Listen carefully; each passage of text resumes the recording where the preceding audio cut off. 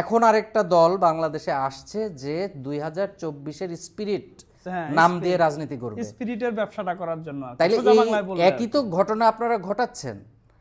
সেটাই তো প্রশ্ন, তাহলে আপনি নতুন রাজনীতি কি বলবেন? নতুন রাজনীতির বন্দোবস্তটা কোথায়? আমার কেন জানি মনে হচ্ছে যে সরকারও এখন আসলে এটা চায়, হ্যাঁ, যে চায় এটা ঝুলে যাক, আপনাকে ট্যাগ দেওয়া হয়, তারাই কিন্তু এই ট্যাগটা দেয়, তাই না, যে ফ্যাসিবাদের দোষর এই সেই। তো এই যে এই ট্যাগিং পলিটিক্স, এই পলিটিক্সটা নিয়ে তো আমরা সবাই বিরক্ত ছিলাম এবং পুরো দেশের সমস্ত নেতাকর্মী পালিয়ে গেল। তো তার মধ্যে তো এই ভয়টা থাকবে যে কোনো না কোনোভাবে এই দল যদি ফিরে আসে তাহলে তাদের যদি শাস্তির মুখোমুখি হতে হয়, এই ভয়টা তো সে পাবে।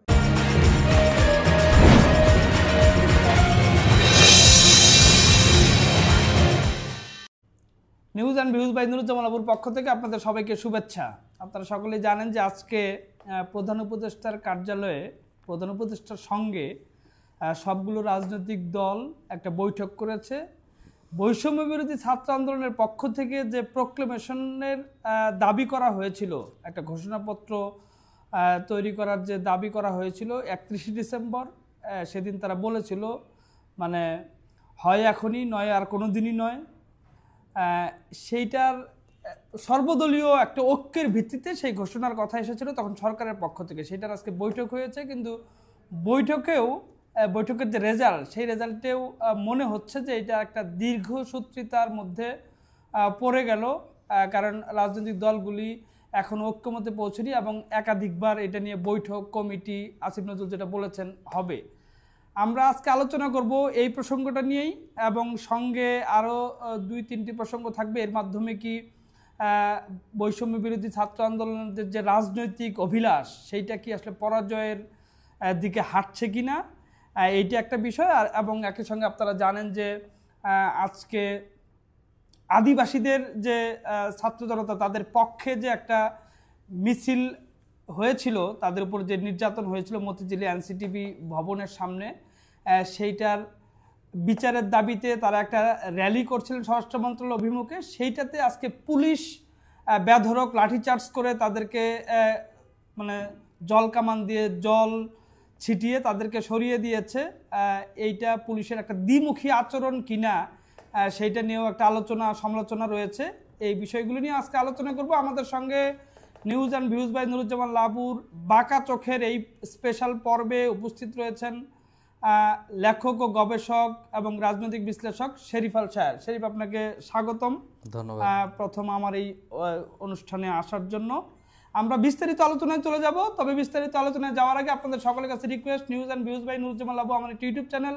আমাদের আলোচনা বিশ্লেষণ যদি আপনাদের ভালো লাগে তবে অবশ্যই একটা সাবস্ক্রাইব করবেন, যদি এবং লাইক কমেন্টসও শেয়ার করতে পারেন। যদি ভিন্ন মত থাকে তবে কমেন্টস অপশনে জানাতে পারেন। শেরিফ, যেইটা আমি শুরুতেই বললাম যে এটা তো 31 ডিসেম্বর ওরা যে ঘোষণাটা দিয়েছিল যে হয় এবার 31 তারিখেই, না হলে পরে আর কখনোই নয়, সেইখানে তো তাদের একটা পরাজয় হয়েছে। 31 ডিসেম্বর সেটা হয় নাই, এবং সংবিধানকে তারা তখন যে আস্ফালন ছিল যে কবর রচনা করবে, হাসান আবদুল্লাহর স্ট্যাটাস নিশ্চয়ই আপনি দেখেছেন। তো এখন আজকে এসে এটা সর্বদলীয় একটা ঐক্যর মাধ্যমে এই প্রোক্লেমেশন ঘোষণার জন্য বৈঠক হয়েছে, কিন্তু বৈঠকের পরে তো আপনি নিশ্চয়ই তাদের বক্তব্যগুলো দেখেছেন, সেইখানে আলোচনাও কি হয়েছে এবং খসড়া প্রোক্লেমেশনে কি রয়েছে সেটাও আপনি দেখেছেন। সব মিলিয়ে আপনার আসলে অভিমতটা কি? এইটা কি আদৌ এই ঘোষণা হবে, না এটা মানে শেষ, এর পেরেক ঠুকে গেল? ধন্যবাদ লাউ ভাই। পেরেক ঠুকে গেল এমনটাও আবার মানে আগাম বলে দেওয়াটা যেমন কঠিন, কিন্তু এটা যে অনেকটা ঝুলবে বা ঝুলে যাবে, একটা লং প্রসেসের মধ্যে যাবে, এটা কিন্তু 31 ডিসেম্বরেই একটা আন্দাজ পাওয়া যাচ্ছিল। এবং তার আগে থেকেই, মানে যখনই তারা ঘোষণা দিচ্ছিল যে 31 ডিসেম্বর তারা ঘোষণা করবে এই প্রোক্লেমেশন, বিএনপির পক্ষ থেকে কিন্তু জোরালোভাবে এটার নেগেটিভ কথাটা এসছে। নেগেটিভ কথাটা কেন এসছে? প্রথমত, এখানে 1972-এর সংবিধান নিয়ে কিন্তু তারা ছাত্রদের পক্ষ থেকে, অর্থাৎ বৈষম্য বিরোধীর পক্ষ থেকে জোরালোভাবে বক্তব্য দেওয়া হচ্ছিল, এটাকে ফ্যাসিস্ট সংবিধান, তারপরে মানে ফ্যাসিজম কায়েম করা হয়েছে, মুজিববাদ, নানান ধরনের কটূক্তি। বিষয়টা হচ্ছে যে বাংলাদেশের রাজনৈতিক যে বাস্তবতা, এই বাস্তবতায় কিন্তু সবচেয়ে গুরুত্বপূর্ণ হচ্ছে 1971, 71 কারণ এটা আমাদের জন্মের ইতিহাস। আমরা 1971-এ জন্ম নিয়েছি।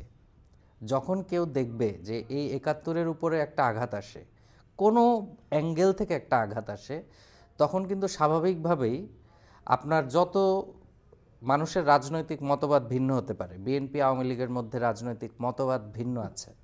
আওয়ামী লীগ বিএনপিকে যখনই ফ্রেম করেছে মুক্তিযুদ্ধ বিরোধী শক্তি হিসেবেই ফ্রেম করেছে।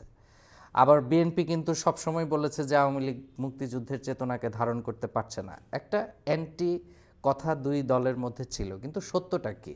সত্যটা হচ্ছে আওয়ামী লীগের যিনি ওই সময়কার প্রধান নেতা ছিলেন বঙ্গবন্ধু শেখ মুজিবুর রহমান, উনি আমাদের স্বাধীনতার নেতৃত্ব দিয়েছেন, স্বাধীনতা সংগ্রামের নেতৃত্ব দিয়েছেন, ওনাকে সামনে নিয়েই মুক্তিযুদ্ধ হয়েছে, এটা হচ্ছে বাস্তবতা। জিয়াউর রহমান বিএনপি প্রতিষ্ঠাতা, উনি একজন সেক্টর কমান্ডার, একজন মুক্তিযোদ্ধা এবং খেতাবপ্রাপ্ত মুক্তিযোদ্ধা। সুতরাং কাউকে কিন্তু আপনি এখানে ইগনোর করে যেতে পারবেন না। অর্থাৎ আমাদের দেশের প্রধান দুইটি দলের সাথে মুক্তিযুদ্ধ একদম জড়িয়ে আছে।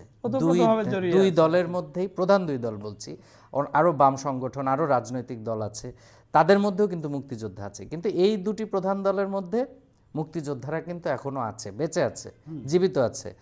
1972 সালের সংবিধানের প্রেক্ষাপট হচ্ছে 71 থেকেই সেটার একটা ধারাবাহিকভাবে এসছে। হ্যাঁ, এটাতে আপনার নানান ধরনের বিতর্ক থাকতে পারে 71 এই সংবিধান নিয়ে। সেখানে যে কারেকশনগুলো দরকার আপনি কারেকশন করতে পারেন, কিন্তু যখন সরাসরি এটাকে ফ্যাসিস্টের সংবিধান এবং এটাকে ছুঁড়ে ফেলতে হবে এই ধরনের বক্তব্য যখন আসে ছাত্রদের কাছ থেকে বা বৈষম্য বিরোধীদের কিছু কিছু সমন্বয়কদের কাছ থেকে, স্বাভাবিকভাবেই সেটা কিন্তু মুক্তিযোদ্ধাদেরকে হার্ট করে, আঘাত করে। আপনি দেখেন যে এটা তো বলেছেন টুকু এবং মির্জা আব্বাস, ওনারা তো আপনি দেখেন যে 5 আগস্টের পরে কয়জন মুক্তিযোদ্ধাকে সরাসরি সম্মান দিয়েছে না, কোনো বক্তব্যে বা কোনো ধরনের আচরণে, কোনো ধরনের কিছু কি আছে? বরং ডক্টর ইউনূস যখন প্রথম বক্তব্য দিয়েছিলেন সেখানে তো মুক্তিযুদ্ধটাই ছিল না, আগে প্রসঙ্গই ছিল না আর কি, এবং ধারাবাহিকভাবে সারা দেশে মুক্তিযোদ্ধাদের অপমান, লাঞ্ছনা এরকম ঘটনাও ঘটেছে। তার মানে হচ্ছে যখনই আপনি 71-কে আঘাত করবেন, স্বাভাবিকভাবেই বাংলাদেশের মানুষের পালস কিন্তু অ্যাকচুয়ালি 71। সে অনেক তর্ক করবে, অনেক বিতর্ক করবে, বঙ্গবন্ধুকে নিয়ে বিতর্ক করবে, জিয়াউর রহমানকে নিয়ে বিতর্ক করবে, কিন্তু মূল যেই ভালোবাসার জায়গা সেখান থেকে সে কিন্তু বিচ্যুতি হবে না। এটা হচ্ছে একটা লার্জ প্রপোর্শনাল মানুষের পারসেপশন। এখন আপনি এই পারসেপশনে আঘাত করে বলতে চাচ্ছেন যে ওইটাকে আমি ছুঁড়ে ফেলবো, আমি নতুন একটা কিছু বানাবো এবং আমার এই 2024-এর গণ অভ্যুত্থানের একটা প্রোক্লেমেশন করব।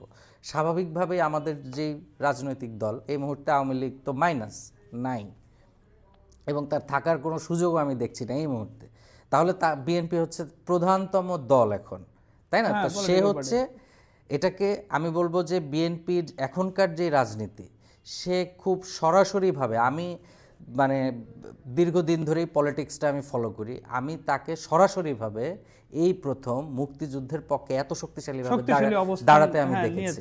এর আগে কিন্তু আমি দেখি না। প্রশংসিত হচ্ছে মানে এটা, অর্থাৎ বিএনপিও যে মুক্তিযুদ্ধের সপক্ষের দল, এটা কিন্তু এখন অনেকটা সে প্রতিষ্ঠিত করে ফেলেছে। হ্যাঁ, এবং অনেকে এটাকে বলছে যে আওয়ামী লীগ এটাতে সুবিধাপ্রাপ্ত হবে। আমি সবসময় মনে করেছি এবং আমি অনেকের সাথে ব্যক্তিগত আলাপেও, বিএনপির অনেক নেতাদের সাথেও আমি ব্যক্তিগত আলাপে বলেছি যে যেদিন বিএনপি সরাসরি মুক্তিযুদ্ধের পক্ষে দাঁড়িয়ে যাবে, বাংলাদেশে মুক্তিযুদ্ধ নিয়ে চেতনার নামে যে ব্যবসার রাজনীতি হয় সেটা শেষ হয়ে যাবে। সেটা কিন্তু এই দেশে আর হবে না।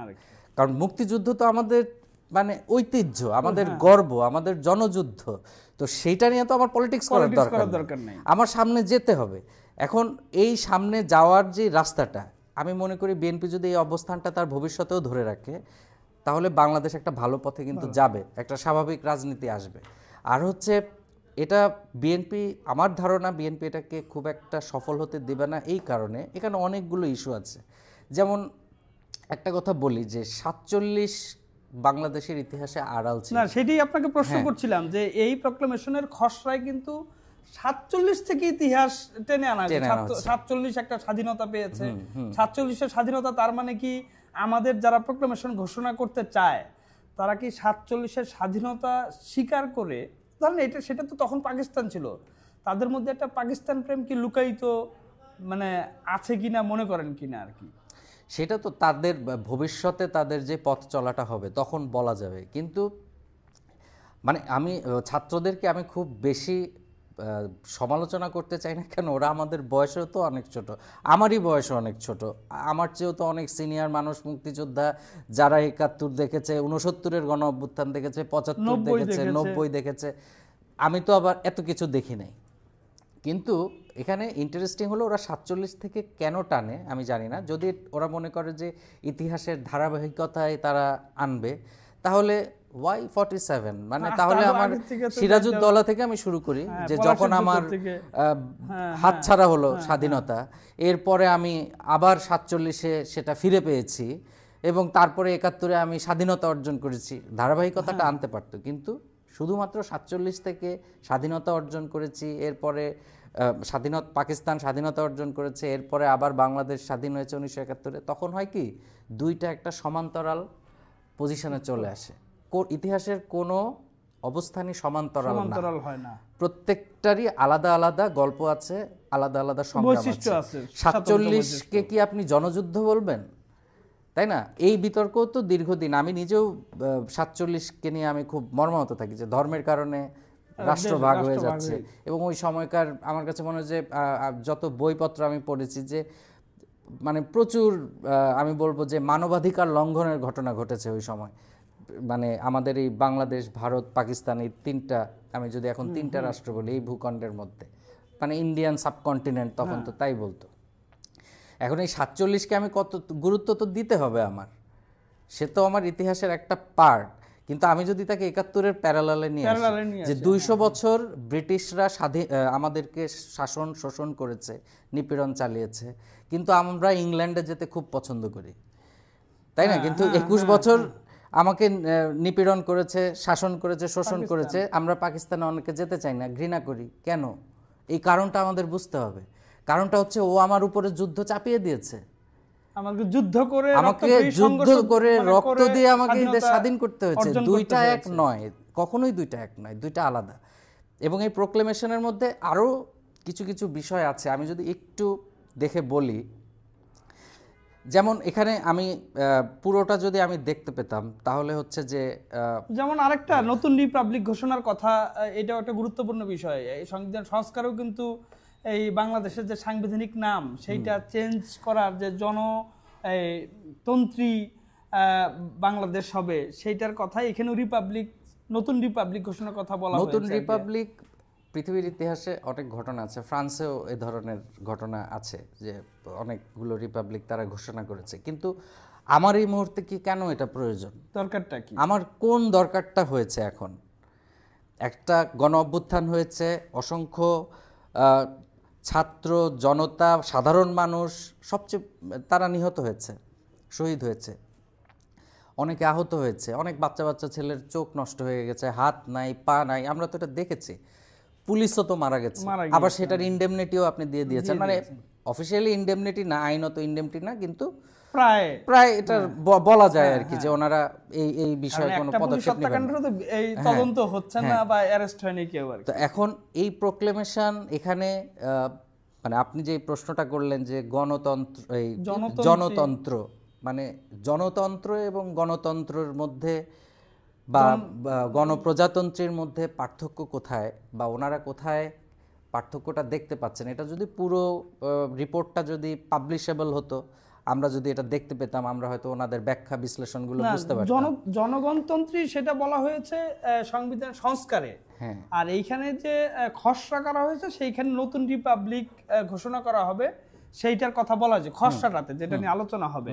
আরেকটা প্রসঙ্গে এই ইয়াতে যাই, এই যে খসড়াতে সেইখানে বলা হয়েছে যে নিপীড়ন, শোষণ ও বৈষম্যের অবসান ঘটনার কথা উল্লেখ আছে আর কি, যে এই ঘোষণাপত্রের মাধ্যমে। কিন্তু ৫ আগস্টের পর থেকে আজকে পর্যন্ত আপনার কি মনে হয় যে নিপীড়ন, শোষণ, বৈষম্যের অবসান কোনোভাবে ওরা মানে এই ছাত্র বৈষম্য বিরোধী ছাত্র আন্দোলনের এই, আমি সমন্বয়কদের কথা বলবো, বিশেষ করে যাদেরকে আমরা খুব রেগুলার বেসিসে টেলিভিশনের পর্দায় বা মিডিয়াতে দেখতে পাই। আমি আপনাকে একটা ছোট্ট অভিজ্ঞতার কথা বলি। গতকালকে পাহাড়ি আদিবাসীরা যে আন্দোলনটা করলো, সেখানে হামলা হলো, সেখানে যে মেয়েটা আহত হলো, একটা মেয়ে রূপাইয়া শ্রেষ্ঠা, ওর সাথে আমার একটা টেলিভিশনের একটা টক শোতে আমার কথা হয়েছে। টক শোর পরে আবার আমাদের দুজনের অনেকক্ষণ বাংলাদেশের বর্তমান পরিস্থিতি নিয়ে আমি কথা বলেছি ওর সাথে, ও কথা বলেছে। আমার কাছে টোটালি একটা ভিন্ন মনে হয়েছে। মানে আমরা যাদেরকে সামনে দেখতে পাচ্ছি সেরকম না, কিন্তু খুবই সহনশীল, ধৈর্যশীল। হ্যাঁ, তার নিজস্ব একটা আর্গুমেন্ট আছে, তার নিজস্ব একটা চিন্তা আছে, এটা খুব স্বাভাবিক। নতুন জেনারেশন, তার চিন্তার প্যাটার্ন ভিন্ন হবে, কিন্তু লিগ্যাল বা মূল যে পয়েন্ট, সেই জায়গা থেকে কিন্তু তার আর আমি কোনো পার্থক্য দেখতে পাই নাই। কিন্তু যাদেরকে আমরা টেলিভিশনে দেখি এবং যে ধরনের বক্তব্য গণমাধ্যমে তারা দেন, আকাশ পাতাল তফাৎ। কিন্তু অথচ শ্রেষ্ঠাও কিন্তু এই বৈষম্য বিরোধীদের কমিটির মধ্যে রয়েছে, তাই না? মানে তার মানে হচ্ছে যে যাদেরকে আমরা দেখতে পাই তাদেরকে দেখেই একটা পূর্ণাঙ্গ সিদ্ধান্ত নেওয়াটাও আবার আমি মনে করি খুব একটা যৌক্তিক হবে না। আর 5ই আগস্টের পরে ওরাই সবচেয়ে বেশি আমি মনে করি নিপীড়ন করেছে। মানে শোষণের কথা তো বলা যাবে না, শোষণ তো তারা ক্ষমতায় নাই, কিন্তু আবার ক্ষমতার কাছাকাছি আছে, কিন্তু তারা বৈষম্যের ক্ষেত্র তৈরি করেছে নানাভাবে।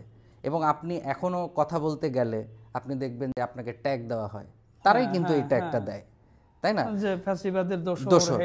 তো এই যে এই ট্যাগিং পলিটিক্স, এই পলিটিক্সটা নিয়ে তো আমরা সবাই বিরক্ত ছিলাম একটা সময়, এবং এই ট্যাগের কারণেই মানুষ কথা বলতো না। তার মানে আপনি একই কায়দা আপনি অবলম্বন করছেন মানুষকে মুখ বন্ধ করার জন্য। মানে সেই পুরনো রাজনীতিটাই, তারা মুখে বলছে যে নতুন রাজনীতি বন্দোবস্ত, কিচ্ছু না, কোনো কিছুই পরিবর্তন হয় নাই। একই ভাবে আপনি দেখেন যে পুলিশ নিয়োগ থেকে শুরু করে এসআইদের, পুলিশদের একটা যে নিয়োগ বন্ধ করে দিল না, এটা কি বৈষম্য না? অবশ্যই এটা তো বৈষম্য। মানে প্রশিক্ষণ শেষ হয়েছে, তারা যোগদান করবে, তাদেরকে চাকরিচ্যুত করা হলো, একটা তুচ্ছ একটা কারণ দেখেছেন, নাস্তা নিয়ে ঝামেলা। বিসিএস এর মতো এত একটা প্রতিযোগিতামূলক পরীক্ষা শেষ করে এসে শুধু গোপালগঞ্জে বাড়ি বা অন্য কোনো কারণ নাই, সুনির্দিষ্ট কোনো কারণ নাই, আপনি তাদেরকে গ্যাজেটভুক্ত করেন নাই আর কি। এগুলো তো মানে জাস্ট এখন, আগে যেমন আওয়ামী লীগ যেটা করতো যে কাউকে যদি হেনস্থা করতে হয়, দমাতে হয়, তাকে বিএনপি জামাত বানায় দিতে হবে, এখন একই কায়দায় আওয়ামী লীগ বানায় দিতে হবে।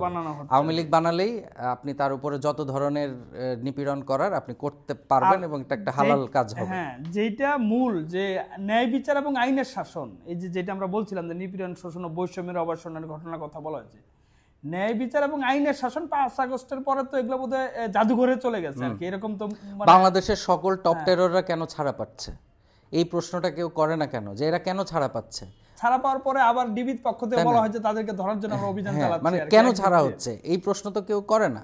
তো এই প্রশ্ন তো আমাদের করতে পারতে হবে না, সেইটাই।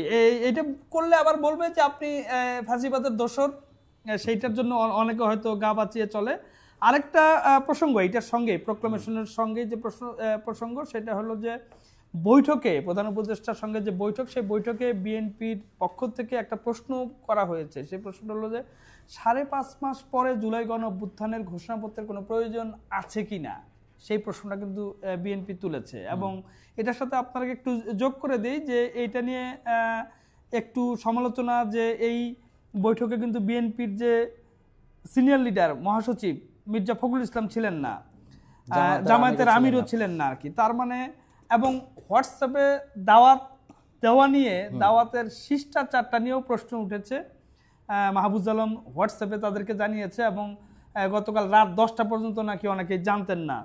তো সব মিলিয়ে এইটা আসলে তো মানে একবারে যাচ্ছে তাই অবস্থা। এখানে কোনো ভবিষ্যতের কোনো, আমি এখানে সরকারের দায়টাই বেশি দেখি। মাহফুজ আলম নিজেও সরকারের মধ্যে আছেন, উপদেষ্টা, কিন্তু কোনো দপ্তরের উপদেষ্টা না, উপদেষ্টা পদে আছেন।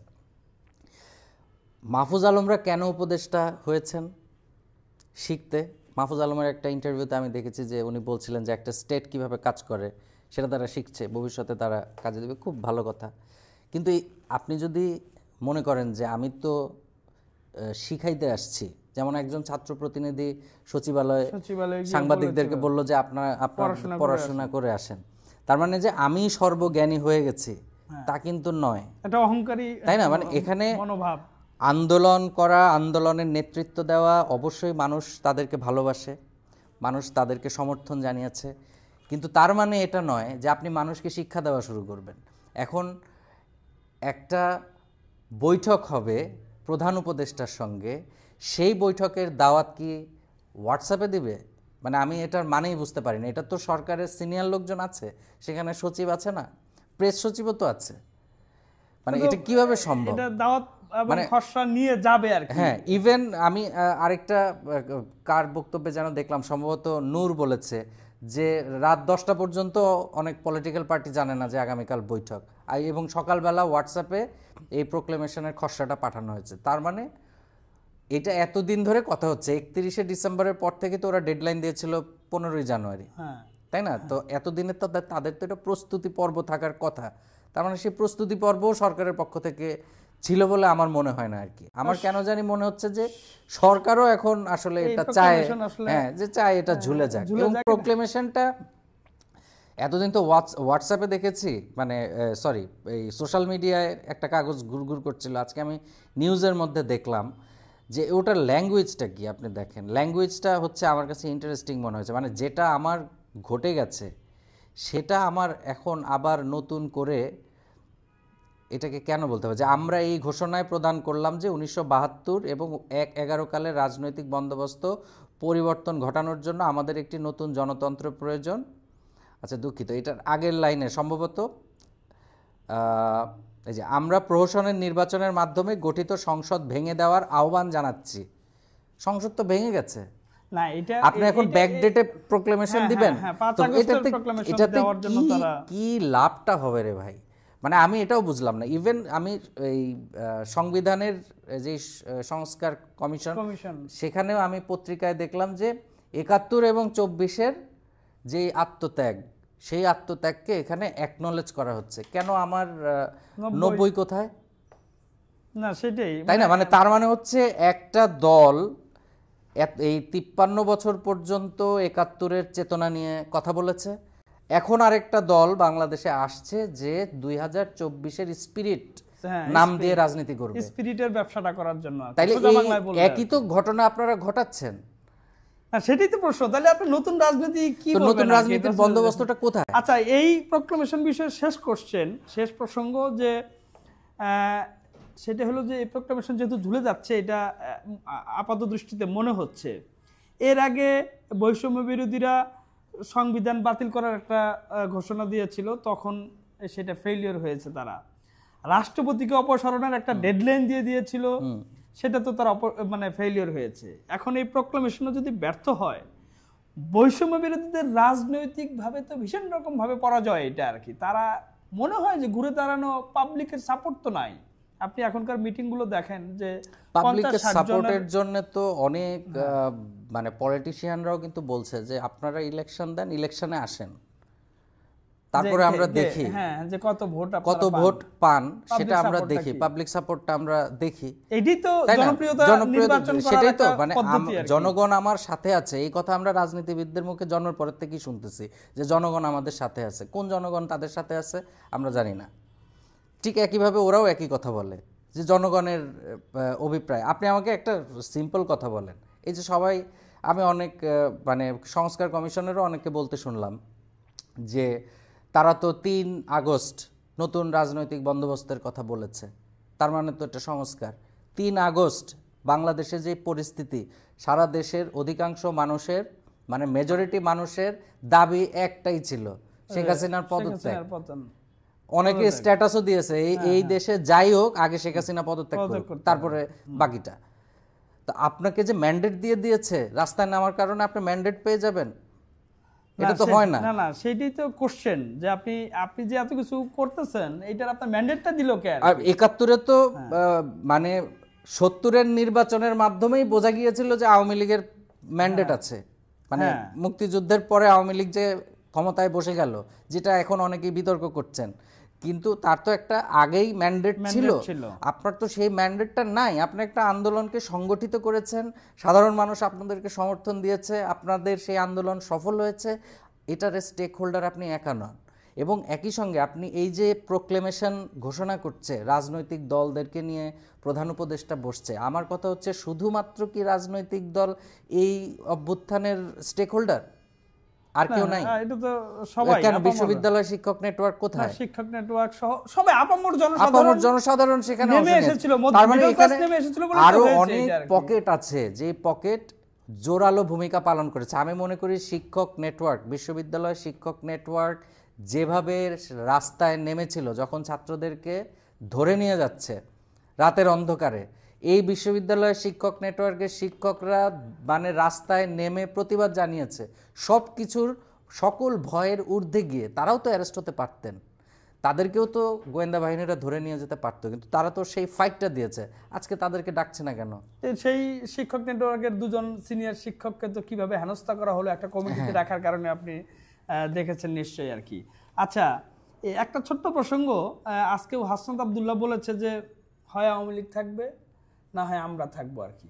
আওয়ামী লীগ এত পুরনো 75 বছরের একটা দল, এটা কি চাইলেই একবার নিশ্চিত করা সম্ভব? এটা ওদের পলিটিক্যাল বক্তব্য আমি মনে করি আর কি। মানে হাসনাত আব্দুল্লাহ তো প্রায় কলম ভাঙতে চায়, খবর রচনা করতে চায়, থাকতে হবে রক্ত, মানে একটা আগ্রাসী একটা এটা হচ্ছে পলিটিক্যাল বক্তব্য, কারণ এখানে ওরা এটা বলবে এবং এটা ওরা আজীবন বলবে। এটার কারণ হচ্ছে যে এইটাই তার রাজনীতি।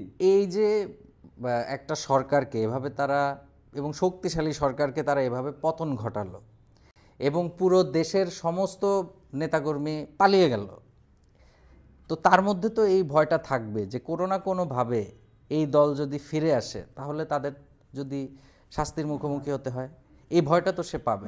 তো সেই পলিটিক্সটা তো সে করবেই, যে কোনোভাবেই যেন সে ফিরে আসতে না পারে। কিন্তু বাস্তবতা হচ্ছে আওয়ামী লীগ একটা পলিটিক্যাল পার্টি, এটা কিন্তু বাস্তবতা, বৃহৎ পলিটিক্যাল পার্টি, তার বয়স 75, বাংলাদেশ জন্মের আগের পলিটিক্যাল পার্টি সে। বাংলাদেশ জন্মের আগে বাংলাদেশে আপনি যদি অন্যতম পলিটিক্যাল পার্টি বলেন, দুইটাই আছে, আওয়ামী লীগ আর জামাত, তাই না? তার মানে হচ্ছে যে জামাতকে যেমন আওয়ামী লীগ নিঃশেষ করতে পারে নাই, কারণ কি শিকড় গভীরে এবং আদর্শ ভিত্তিক দল যেটাকে বলে, তাই না? মানে তার একটা নির্দিষ্ট আইডিওলজি আছে, তার আইডিওলজি অনুযায়ী সে চলে। তো সেই আইডিওলজি আওয়ামী লীগেরও আছে। আওয়ামী লীগের আইডিওলজি কি?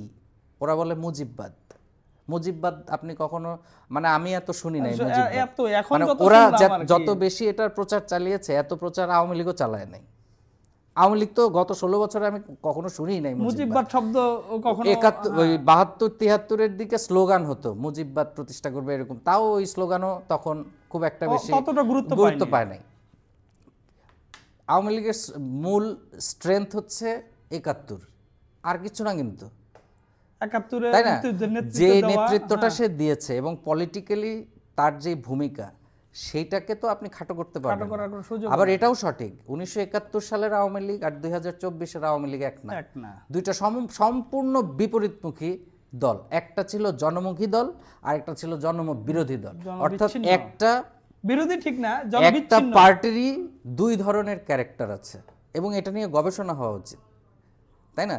তো তাইলে হচ্ছে যে আপনার এই রাজনৈতিক দলকে আপনি নিঃশেষ করে দিবেন, এটা বাংলাদেশে মুখে বলা যাবে, মুখে বলা সহজ, আইনও করতে পারবেন, আইন করেও নিষিদ্ধ করে দিতে পারবেন, কোনো সমস্যা নাই।